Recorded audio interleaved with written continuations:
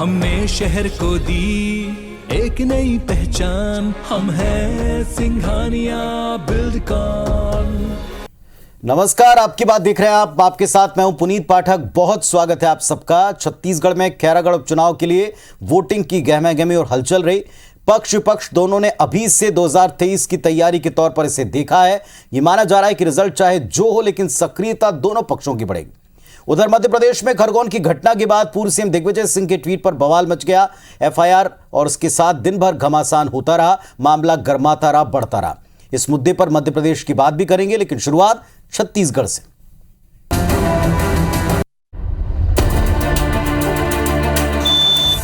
खैरागढ़ का रण हो गया मतदान।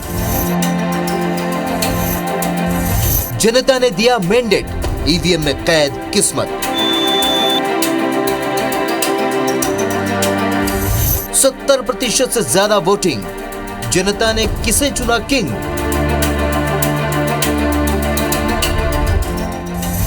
वोटिंग जोरदार। अब 16 अप्रैल का इंतजार। भूपेश का चौका या बीजेपी को मौका?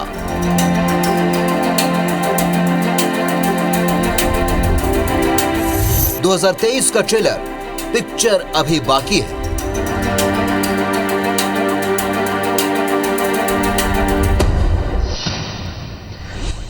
तो छत्तीसगढ़ की बात में 2023 के लिए ये केवल ट्रेलर माना गया और ये माना जा रहा है कि पिक्चर अभी बाकी है। और जो कुछ भी मैंडेट यहां से निकलेगा, जो भी रिजल्ट यहां से निकलेगा, उस आधार पर ही आगे तैयारियां की जाएंगी, उस आधार पर ही पार्टियां अपनी आगे की स्ट्रेटेजी बनाएंगी।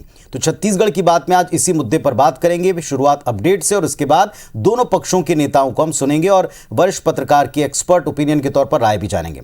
छत्तीसगढ़ की बात में आज जो कुछ दिन भर में घटनाक्रम रहा, इस पर तेजी से चर्चा करने के लिए पूरा पैनल हमारे साथ में जुड़ा है। बृहस्पति सिंह साहब हैं, कांग्रेस पार्टी के जिम्मेदार विधायक। डॉक्टर विमल चोपड़ा जी हैं, भारतीय जनता पार्टी की तरफ से पक्ष रखेंगे।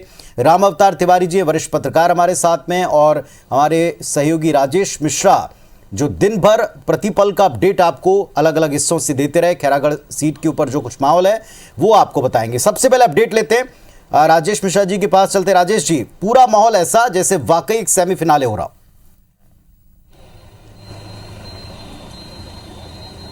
जी बिल्कुल, अगर खैरागढ़ उपचुनाव की बात करें तो के समान लड़ा है और भारतीय जनता पार्टी भी करोमरो की स्थिति में थी। अगर हम बात करें तो शुरुआत के 3-4 घंटों में काफी उत्साह मतदाताओं में देखा गया और अगर हम बात करें तो शुरुआत के 2-3 घंटों में 20% से अधिक मतदान हुआ था। पूरे मतदान की बात करें तो पूरे खैरागढ़ में कहीं भी कोई अप्रिय स्थिति, विवाद की स्थिति निर्मित हुई। केवल एक छुई खदान में जो कन्याशाला था वहां पर सुरक्षा कर्मियों ने भारतीय जनता पार्टी के प्रत्याशियों को रोक दिया था। कुछ गलतफहमी हो गई थी, उसके लिए वो थोड़ा देर धरने पर बैठे थे। फिर उच्च अधिकारियों से बातचीत हुई तो फिर उठकर वो चले गए। अगर बात करें हम तो वन क्षेत्र की बात करें, चाहे खैरागढ़ की बात करें, छुई खदान की बात करें, गंडई की बात करें, तमाम जगह हमारे सौरभ सिंह भी थे, वो भी सालेवाड़ा और वन क्षेत्र में गए थे। तो कहीं भी कोई विवाद की स्थिति निर्मित नहीं हुई। लोगों में काफी उत्साह देखा गया और हमारी जो IBC 24 की टीम है वो मतदाताओं को प्रोत्साहित करने के लिए, मतदाताओं को जागरूक करने के लिए सुबह से ही अभियान चलाई हुई थी। हमारे साथ सौरभ भी यहाँ मौजूद है।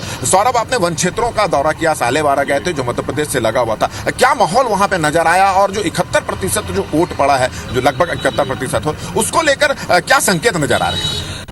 बिल्कुल, देखिए, वोटिंग तो बम्पर वोटिंग हुई है। सवेरे से ही भीड़ नजर आई थी। लोग जो है सुबह 5 बजे से चले गए थे। लेकिन सबसे महत्वपूर्ण ये पूरा चुनाव है, 2-3 महत्वपूर्ण चीजें हैं। सबसे पहले तो 2023 का ट्रेलर, जो हमने इसका नाम ही दिया है। तो अब बीजेपी अगर हारती है यहाँ से तो बहुत कम मार्जिन रहेगा, ये बातें आ रही अभी के जो एग्जिट पोल कह सकते हैं। तो ऐसे में अब बीजेपी की पूरी प्लानिंग होगी, क्योंकि अभी वो 14 विधायक हैं। तो अब देखेंगे 5000 से या 2000 से कितने, पिछले 2018 में इन सीटों से कितने लोग हारे थे। तो अब बीजेपी की पहली प्लानिंग ये रहेगी, अगर यहाँ से हारती है और जीतती है तो निश्चित रूप से उनको एक नई एनर्जी, एक संजीवनी का काम ये करेगी।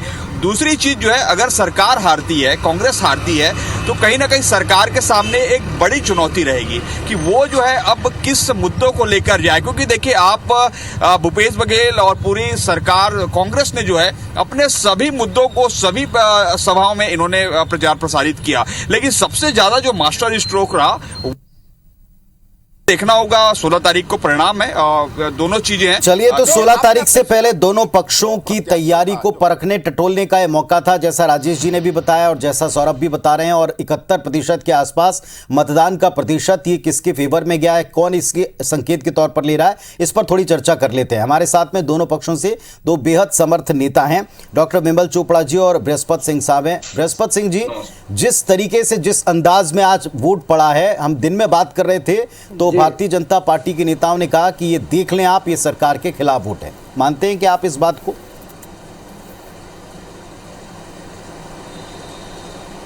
देखिए, बहुत स्पष्ट बता दे पाठक जी, ये जनता ने साफ साफ जनादेश दिया है कि 71% खैरागढ़ के जनता ने मतदान करके 71वां विधायक खैरागढ़ से भेजने की तैयारी कर ली है।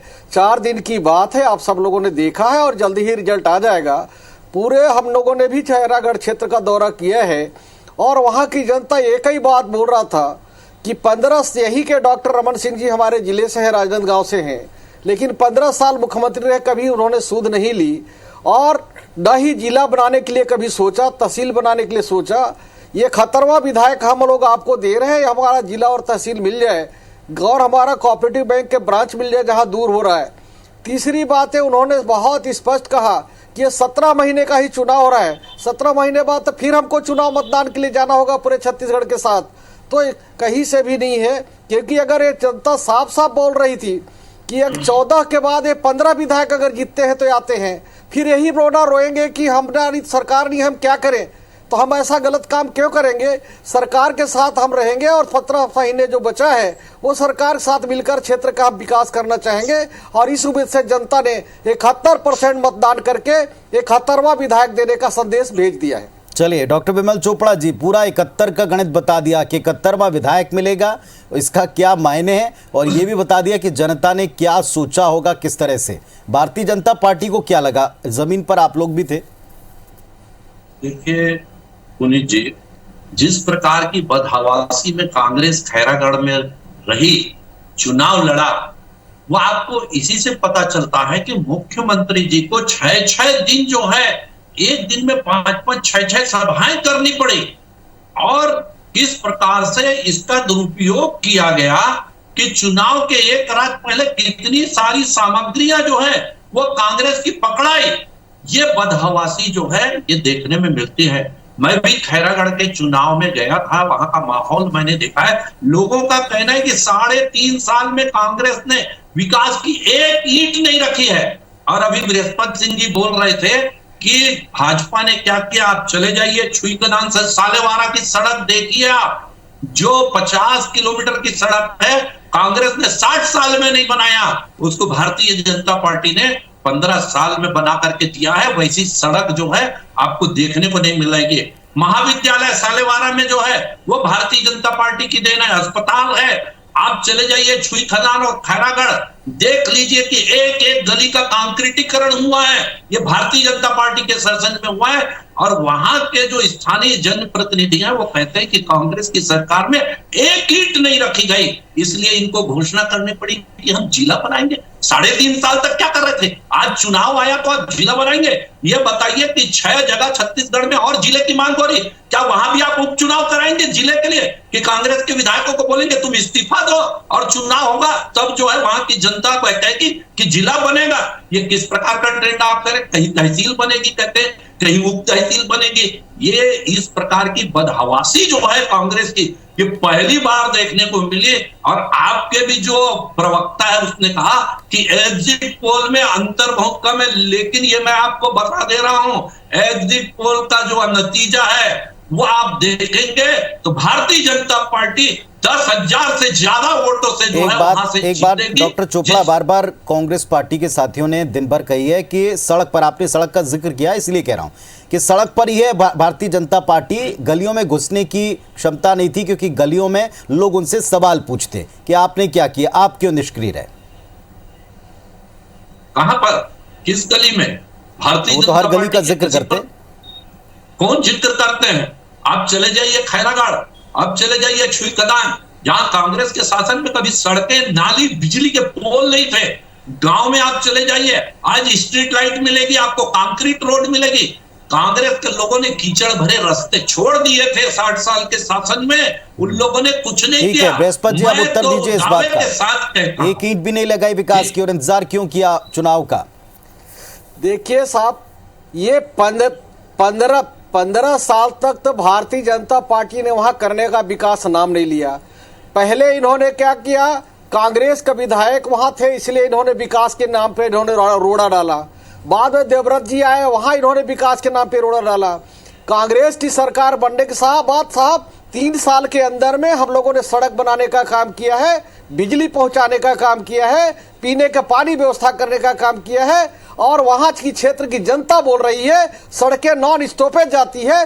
जाके देख लीजिए, कुछ क्षेत्रों में इन लोगों ने बनाया भी था जहां ब्रेकर पे ब्रेकर है। गड्ढई से सीधा राहिरवाड़ा रोड पे आप जाएंगे तो देखेंगे ब्रेकर पे ब्रेकर है।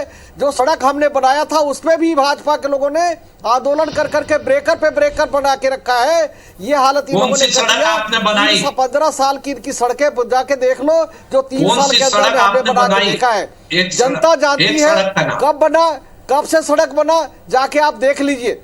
जितना भी ये बोल रहे जनता सब जानती है। छत्तीसगढ़ की जनता कम बोलती है लेकिन उसकी मूल्यांकन करना जानती है। और 15 साल के इनके काम का मूल्यांकन करके दिखा दिया है और पुनः मूल्यांकन करके 71% मतदान के साथ 71वां विधायक बनाकर बोलिए चोपड़ा साहब काम कर रही है और छत्तीसगढ़ के विकास से जोड़ने का काम कर रही है। सवाल पूछना चाहता हूं, एक सड़क का नाम बता दीजिए कि 3.5 साल में कांग्रेस ने बनाया है। और आपने अभी कहा कि जो इसके पहले देवव्रत सिंह जी थे विधायक, उसके कार्यकाल में विकास नहीं होने दिया। शासन आपका और देवव्रत सिंह जी विधायक विपक्ष के, आपने विकास नहीं होने दिया। आप जाके देखिए वहां के बांध, धमदा से खैरागढ़ की सड़क, धमदा से छुई खदान की सड़क, छुई खदान से खैरागढ़ की सड़क, साले कसवारा की सड़क, आप जाके और एक सड़क का नाम आप बता दीजिए जो कांग्रेस के शासन में बना हो, एक गांव में स्ट्रीट लाइट। साहब वहां हमारी सरकार ने बांध बनाया है, 50 गांव को पानी मिलता है, 50 गांव को। और अभी एक स्टाफ डैम बनाने की बात आई थी जिसको इन लोगों ने नहीं बनाया 15 साल तक। 8 पंचायत को उस स्टाफ डैम से 12 महीना बनने वाला नदी है। जो पहली बेटा के पास जो बांध है जिससे 50 गांव हम सिंचाई करते साहब, एक ईंट नहीं रखा। एक आध तो बना दो आप। छत्तीसगढ़ में जितने हमने डैम बनाया है गांव के गांव सिंचाई कर रहे, एक आध तो बता दो आप। बात बोलना बड़े बड़े हैं साहब, इनको काम नहीं करना। चलिए साहब, दोनों पक्षों के फिलहाल दावे और ये तब तक दावे रहेंगे, ये तब तक दावे रहेंगे जब तक रिजल्ट सामने नहीं आएंगे। लेकिन अब थोड़ी आगे की भी चर्चा हम कर लेते हैं। जनता समय आने पे बता रही है और बताएगी इनको। ठीक है, दोनों पक्षों को सुन लिया। राम अवतार जी हमारे साथ में। राम अवतार जी, आपने कई चुनाव उपचुनाव देखे, लंबा तजुर्बा आपका रहा प्रदेश में। इस तरह का माहौल, कई लोगों ने, कई पत्रकारों ने कहा इस तरह का माहौल पहले नहीं था। सब पक्षों को मेहनत करनी पड़ी है, सत्ता पक्ष को भी विपक्ष को भी, और अपनी स्ट्रेटेजी को लगातार बदलते रहना पड़ा है। आप कैसे इस चुनाव को देखते हैं और इस 71% वोटिंग का जो आंकड़ा आ रहा है उसको कैसे देखते हैं?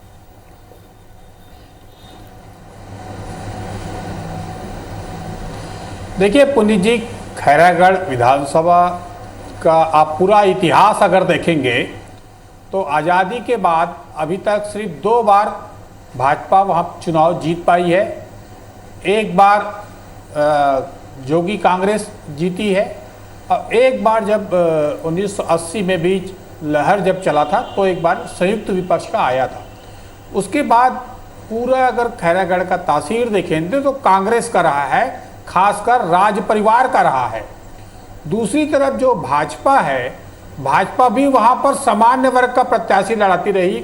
अभी तक वहाँ पर जैन समाज के और व्यापारी वर्ग से भी भाजपा चुनाव लड़ाती थी। दोनों सामान्य वर्ग के प्रत्याशी रहते थे। एक बात। दूसरी बात, पिछले 4 चुनाव से वहाँ पर जातिवाद की बात आई है। पहला लोधी प्रत्याशी भाजपा ने खड़ा किया, बाद में कांग्रेस भी खड़ा करने लगी। अब वहाँ पर जाति समीकरण का खेल पिछले 4 चुनाव से हो रहा है। इसमें 2 चुनाव भाजपा जीती, 1 चुनाव कांग्रेस जीती है। ये एक समीकरण है। उसके बाद जो है, जहाँ तक अगर देखेंगे चुनाव के बाद, क्योंकि धीरे धीरे पिछड़ा वर्ग जो है वो भाजपा के सत्ता में आने के बाद पिछड़ा वर्ग का झुकाव भाजपा की तरफ बढ़ा। उसके कारण लोधी समाज का झुकाव उस इलाके में बढ़ा, इसलिए भाजपा वहां पर मजबूत स्थिति में आई है। अब आमने सामने की लड़ाई वहां पर पिछले 3-4 चुनाव से आया है और वोटों का जो अंतर है वो कम दिखता है, ज़्यादा अंतर नहीं दिखता। और अब जो चुनाव हुए हैं, इस चुनाव में भाजपा ने भी अपनी पूरा ताकत झोंका। कांग्रेस को कि तीसरे स्थान में थी पिछले चुनाव में, इसलिए उसको पहले नंबर में आना था, उसकी प्रतिष्ठा दांव में लगी थी।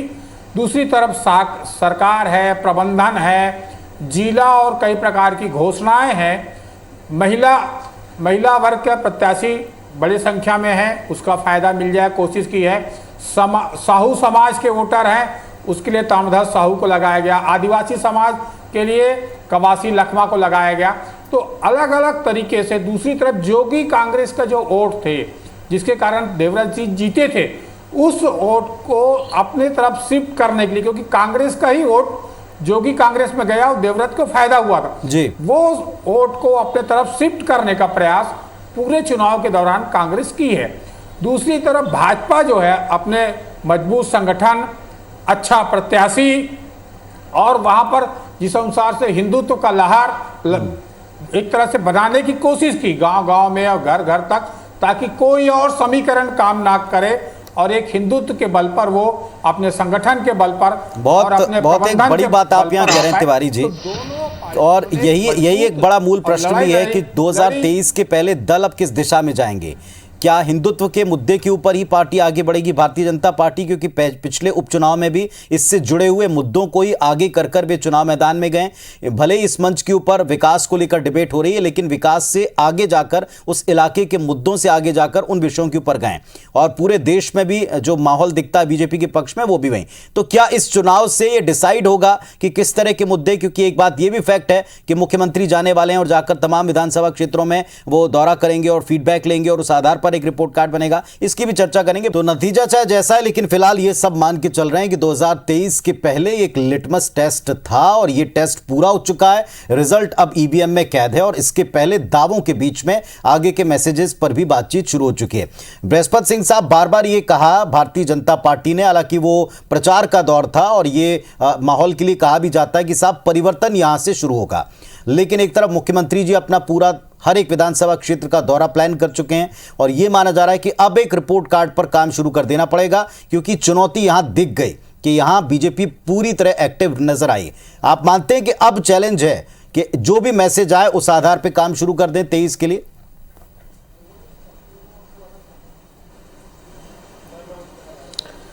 देखिए पुनीत जी, बहुत स्पष्ट बता दूं, चुनाव होता है, जनता का जनादेश सर्वोपरि होता है और मुख्यमंत्री जी ने तय किया है कि छत्तीसगढ़ के हर एक विधानसभा में जाएंगे, जो भी विकास की कामें हैं उनको भी करेंगे।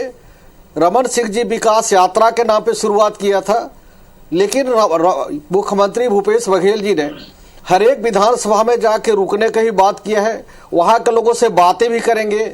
3-4 साल के अंदर में हमने 3-3.5 साल के अंदर में क्या काम किया, फीडबैक भी लेंगे।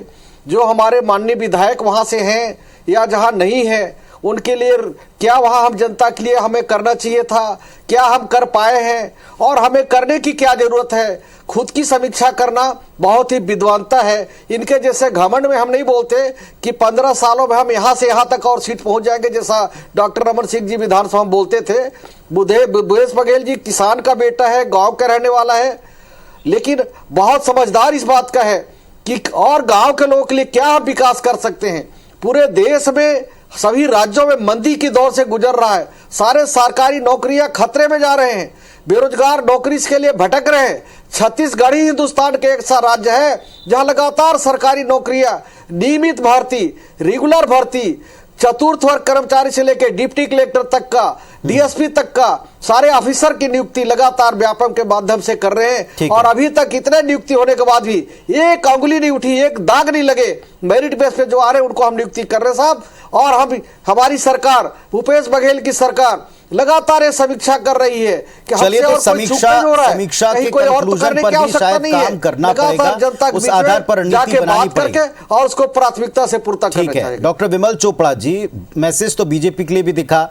बीजेपी में 15 साल तक सत्ता में रहने के बाद में कुछ गुट, कुछ चेहरे और उनके पीछे उनके समर्थक, उनको लेकर के कुछ शिकायतें रही थी। इस चुनाव के पहले भी प्रभारी के मैसेजेस सारे प्रदेश ने देखे, पड़े कार्यकर्ताओं ने स्पेशली। अब की बार जो सक्रियता दिखी, वैसे आगे कई गुना बढ़ाना पड़ेगा जिस स्थिति में अभी कांग्रेस पार्टी प्रदेश में है। देखिए, ऐसा है पुनीत जी, जो अभी बात चली थी कि जातिवाद चलेगा कि हिंदुत्ववाद चलेगा, मैं आपको बता देना चाहता हूं कि भारतीय जनता पार्टी जन्म से ही हिंदुत्ववादी पार्टी है। कांग्रेस जो है ये चुनावी हिंदुत्व को लेकर के चलती है। अभी छुई खदान में मुख्यमंत्री जी राम कथा करा रहे हैं, चुनाव के दिन करा रहे हैं। क्या रामनवमी सिर्फ छुई खदान में थी? पूरे छत्तीसगढ़ में और कहीं रामनवमी नहीं थी? वहां आप करा सकते थे। जिस प्रकार की बात कर रहे हैं कि बहुत सारी नियुक्तियां हम कर रहे हैं, अभी बृहस्पति सिंह जी, वन विभाग के लोग जो हड़ताल में बैठे हैं नियमितीकरण के लिए, स्वास्थ्य विभाग के लोग हड़ताल कर रहे हैं, मनरेगा के लोग हड़ताल कर रहे हैं कि आपने जो वादा किया था वो वादा पूरा नहीं किया, हमको नियमित कीजिए, और आप भर्ती कर रहे हैं। मुख्यमंत्री जी झूठ बोलते हैं विधानसभा की हमने 4.5 लाख सरकारी नौकरियां दी है, भाषण देते हैं और विधानसभा जी बृहस्पति जी, बहुत जल्दी से इसका उत्तर दें और हिंदुत्व को लेकर के जो बीजेपी का स्टैंड है उसके साथ जल्दी में आपको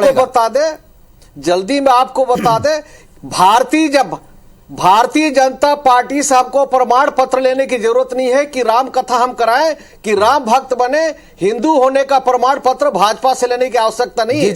सभी क्या दूसरे दल के लोग जो रहते हैं, क्या भारतीय जनता पार्टी के अलावा बाकी हिंदू नहीं है क्या? इस तरह से आरोप प्रत्यारोप और कह के अपमानित हिंदू समाज को न करे। भारतीय जनता पार्टी लगातार दूसरे दल में रहने वाले लोगों को, हिंदुओं को हिंदुत्व कह के और ऐसा अपमान करने का काम करिए, बर्दाश्त योग्य नहीं है। हिंदू स्वतंत्र है, जिस पार्टी में जाए, किस दर में जाए। उस पार्टी चोपड़ा जी की मजबूरी है ऐसा विलाप करना कि राम जो है काल्पनिक चरित्र है और आज राम कथा करा रहे हैं। चलिए खैर राम जप रहे हैं। चलिए चोपड़ा जी, इस डिबेट के लिए अभी काफी वक्त मिलेगा और चुनाव के पहले एक अंतिम फाइनल कमेंट में चाहता हूं तिवारी जी का। दोनों पक्षों के लिए क्लियर मैसेज है कि आपको चैलेंज होगा और उस चैलेंज को पूरा करने के लिए मेहनत अभी से करनी पड़ेगी। बहुत संक्षेप में तिवारी जी।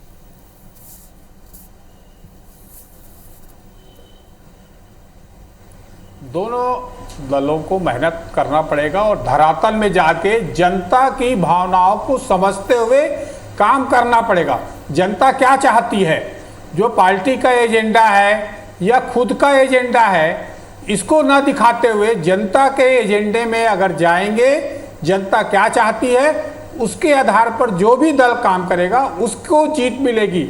अन्यथा जो है जनता समझदार हो गई है। जनता को आप क्या देने वाले हैं, किस तरह से जनता की आपके साथ जुड़ाव है, ये महत्वपूर्ण है। कांग्रेस पार्टी 2 बार सर्वे करा चुकी है, भाजपा भी सर्वे करा चुकी है।